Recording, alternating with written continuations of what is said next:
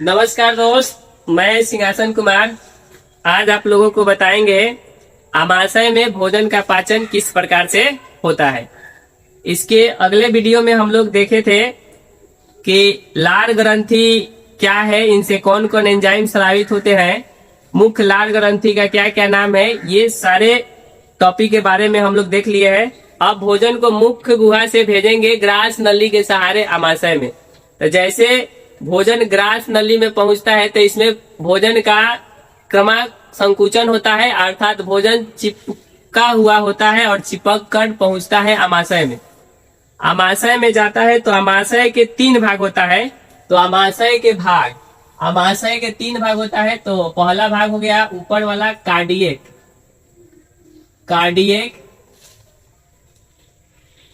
Cardiac और बीच वाले भाग को हम लोग फंडस बोलते हैं, फंडस।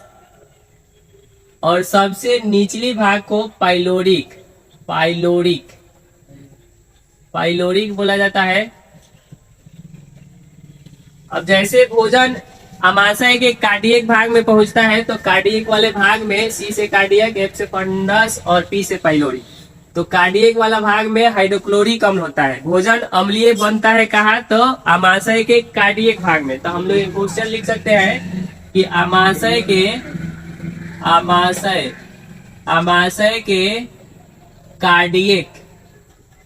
कार्डियक भाग में भोजन अम्लीय बनता है। जैसे ही अम्ल से मिलेगा तब भोजन धीरे धीरे छोटे छोटे कणों में टूटेगा। और कार्डियक में भोजन अम्लीय हो गया और अम्लीय होकर पहुंचता है फंडस वाला भाग में। तो इसमें कांटेदार रचना पाई जाती है। उस कांटेदार रचना को हम लोग रूजी कहते हैं। तो फंडस भाग में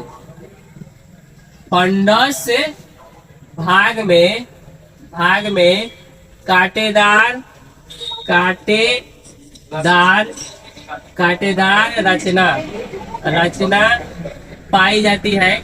रचना पाई जाती है। कांटेदार रचना पाई जाती है जिसे रूजी कहते हैं। अब रूजी का क्या काम है? तो रूजी क्या करता है कि इस रूजी भोजन को 3 से 4 घंटा तक रोक के रखता है। तो रूजी का काम है, रूजी भोजन को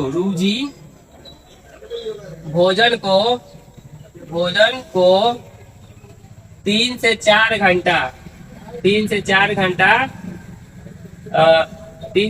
घंटा तक रोक कर रखता है।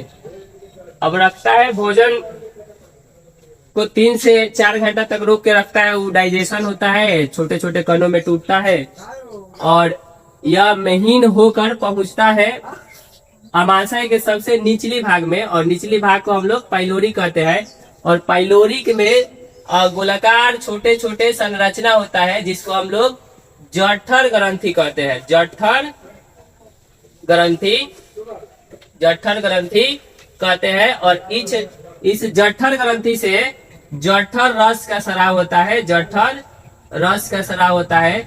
और जठर रस में पेप्सिन और रेनिन 2 एंजाइम स्रावित होते हैं। तो आमाशय के पाइलोरिक भाग जो होता है इसमें 2 एंजाइम निकलता है जठर ग्रंथि से 2 एंजाइम। एक को बोलते हैं पेप्सिन और दूसरे को बोलते हैं रेनिन। ये स्रावित होता है जठर ग्रंथि से। जठर ग्रंथि को हम लोग गैस्ट्रिक ग्लैंड बोलते हैं। गैस्ट्रिक ग्लैंड बोलते हैं। अब बात आता है कि आमाशय में किसका पाचन होगा? तो आमाशय में पाचन होता है प्रोटीन का। पूर्ण रूप से नहीं पचता है, पूरा भोजन का पाचन हम लोग छोटी आंत में देखेंगे। तो पेप्सिन किसको पचाता है? तो पेप्सिन जो है, ये पेप्सिन प्रोटीन को तोड़ देता है छोटे छोटे कण में।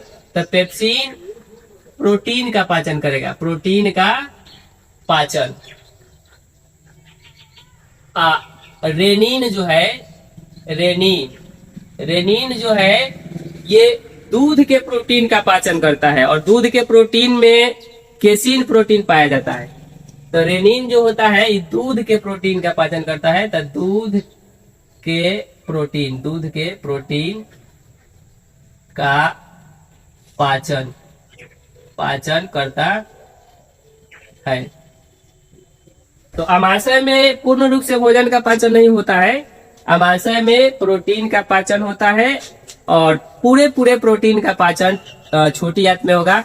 तो हम लोग इसके आगे अब भोजन को भेजेंगे छोटी आंत में, और छोटी आंत में देखेंगे भोजन का पाचन किस प्रकार से हो रहा है। एक और क्वेश्चन बनता है कि अमाशय में जब हाइड्रोक्लोरिक अम्ल होता है, और हाइड्रोक्लोरिक अम्ल सबसे प्रबल अम्ल है, तो हमारा पेट जो है इसमें किसी प्रकार के नुकसान नहीं होता है। तो उसको कंट्रोल करता है, अमाशय के दीवार पर म्यूकस ग्रंथि पाई जाती है, और ये म्यूकस ग्रंथि क्षारीय पदार्थ को स्रावित करती है। तो क्षारीय पदार्थ में हम लोग MgOH के होल ट्वाइस अर्थात मैग्नीशियम हाइड्रोक्साइड स्रावित होता है, और ये हाइड्रोक्लोरिक अम्ल से रिएक्शन करके उदासीनीकरण हो जाता है। इसलिए हमारे पेट में किसी प्रकार के प्रॉब्लम अम्ल से नहीं होता है। तो कोई पूछ सकता है कि हाइड्रोक्लोरिक अम्ल अमाशय में है तो इसको कंट्रोल कौन करता है? तो अमाशय के दीवार पर म्यूकस ग्रंथि पाई जाती है, और वह म्यूकस ग्रंथि क्षारीय पदार्थ स्रावित करती है, और ये दोनों मिलकर न्यूट्रल